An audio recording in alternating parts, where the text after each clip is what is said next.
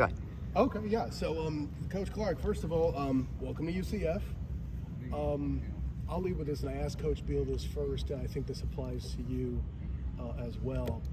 UCF has kind of gotten into kind of a tradition of excellent running back rooms, excellent run play. What do you get from that? Was that part of the appeal to coming here, and how does that help you kind of think about as you build your group? Well, that wasn't the appeal when I first got hired here. The appeal was Coach Frost and his vision for this program and where he wanted to go with it. And our values align with each other. And he's just talking to Coach Frost. He's a great family man. He's a great husband, dad, and he wants to build a great program. So that was the most appealing thing for me, to align myself with people who have my same beliefs. And so far that's held true.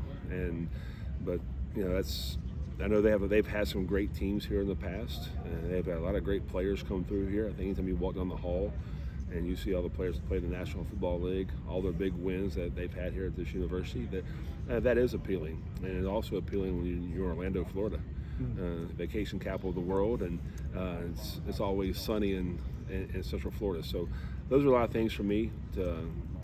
This job was so attractive, and it's one of the reasons I took it. Well, and obviously you're aware of how much all offensive line recruitment has taken place of late. How much excitement does that generate as you start to build that group up, and what do you see as kind of the identity of this group?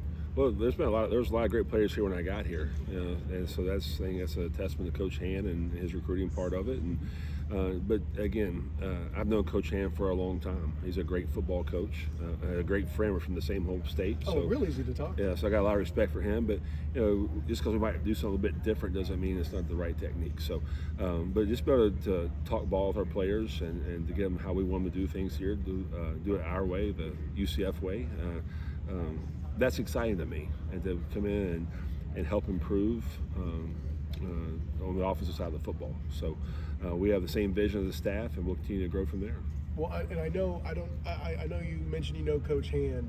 I would talk barbecue with him all the time. Do you talk barbecue with Coach Hand? We do. All right. We talk about who the best cook is. Oh. So he likes to cook. I like to cook. As an O-line coach, that's what you want to. That's your getaway from football. Be able to get on the grill, the smoker, and enjoy some downtime. Well, see, and I love that we had this transition here because they say that the players are an identity of their coach. I could go up to any of Coach Hand's guys last year. We would have a conversation about smoking. And the consistent advice I get as somebody who's trying to get into it is don't start off with brisket. Do you also apply to that philosophy? Well, I do smoke brisket as well, but I think it takes you 3 or 4 times to get it the right way. See, so you are advanced. So, okay.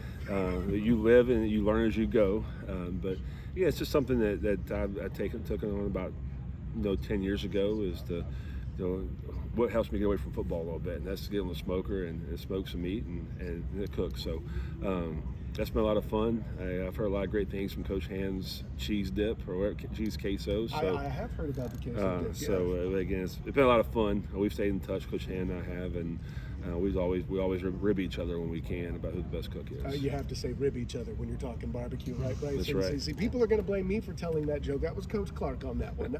But so the reason why I bring that up, though, is I feel like that's a good way to kind of bring the guys' chemistry together for the offensive line. Anybody who even thinks about offensive line knows that chemistry is important, but I want to get your take on kind of building that and getting the group to play together as one.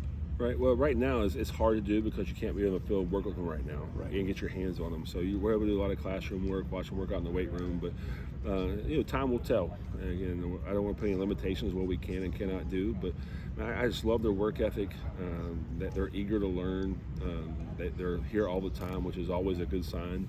And they're always asking you questions. So I'm probably more excited for spring practice this year than I have been in a long time, because I'm back on the field again, and that's what I most look forward to, is be able to be with those players and help them improve in what they want to do. So I'll build on that with this, Bryson. You can jump in after this one. I guess kind of the main question that anybody has. Obviously, you're not on the field yet. It's exciting to do that, but I always like to ask coaches about the group they're practicing against, because that's kind of the best way for those of us watching to gauge where things are at.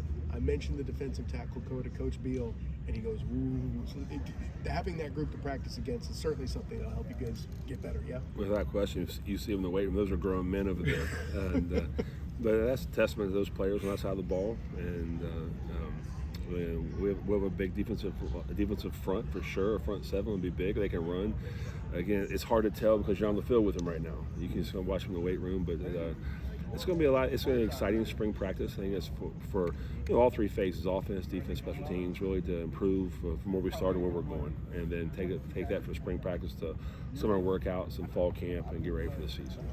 Coach, it has been a while since you were just offensive line coach. What does it mean to you to kind of return back to and be your offensive line coach roots again? Well, I never got too far away from it. Even when I was the head coach, you can do 7-on-7 all you want to, but really the game's won in the trenches. So I always kind of navigate my way down through individual and take a few minutes a day to coach a position because that's what you know best, and you always try to how can you help improve your team, and so but it's exciting to have my own room again, to be with those players. More hours than I was as a head coach, but that's the exciting part. And again, the UCF brand is big. People know what it's about, and just be part of Coach Frost's program. I mentioned this earlier, to be a part of his vision of where he wants to take this program and improve in every facet of the program. How is UCF a fresh start for you? It's you go through school, you go through each job. It's a new chapter. I mean, we had 9 great years at App State. I wish them the best of luck, but my time has changed now. I'm still black and gold, different shade of gold, but that's good. But it's just a new chapter in my family's life, and this opportunity came about. I mean, we jumped full speed ahead, and once you do that, you move on. And again, this a new start in some ways, but again, it's something we're looking forward to as a family. Since he was first head coaching realm in kind of the NIL space. Well, it's definitely a different world. Yeah. As that part. But I think for an assistant coach, I think your job to the head coach is to be able to tell the truth and find solutions, and you have to be able to do that for the head coach. And that's the biggest difference from an assistant coach to a head coach. Is an assistant coach who gives suggestions, the head coach make decisions. So he might ask what I had done in this situation, and I'll give him my opinion, but if he didn't ask, I'm not going to go tell him how to run his program. Oh, of course. Just the way he's such a great person. He's easy to talk to. The players gravitate towards him, and it's going to be a lot of fun. But if he has questions, I'll give him my opinion. But my opinion doesn't count anymore. So that's the best part about it. But just he has a great plan, and one I look forward to working his plan and to make this thing great. What was it? It was make suggestions and tell the truth. Tell the truth and find solutions. Find solutions, that's it. I say, yeah, so it does sound like marriage a little bit. Right. Okay, I'm with that. That's right. See, I thought of that. I do that with my wife all the time. And I guess I kind of want to end it on this, from this particular perspective. Getting back out on the field, you mentioned being excited about that. Coach Frost earlier mentioned the guys are coming in, they're hitting. They're getting to work. It's all time. They're hitting the bag and doing everything they need to do. Is that kind of a sign of early success from a recruiting standpoint, that you're getting guys that are doing what needs to be done? Time will tell. The fortunate part is we got them here. That's the fortunate part. The unfortunate, we haven't really had a chance to put our hands on them and work with them on the field, and that's where you're going to find out who can play and who can't. But I came in and told every player, I watched your tape, I watched all the practice clips of guys who didn't play last year, and everyone has a clean slate right now. So we'll go out there come spring practice and try to put a great group together, and that's our goal. But we're not going to put any kind of expectations on it. We just want to improve 1% every single day. Awesome. Welcome to UCF, Coach.